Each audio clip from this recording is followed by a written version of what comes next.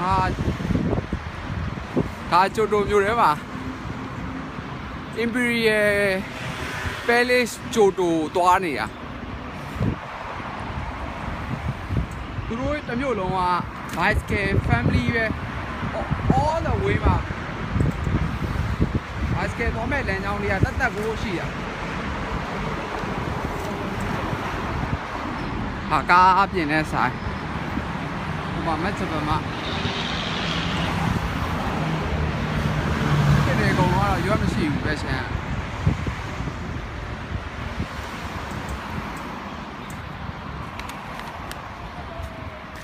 ဒါဘာဆောက်ဦးလဲတော့မသိဘူးဘယ်မှာလဲတော့ကိုဟောမဟုတ်ဘူးဆက်သွားလိုက်အောင်ရှင်း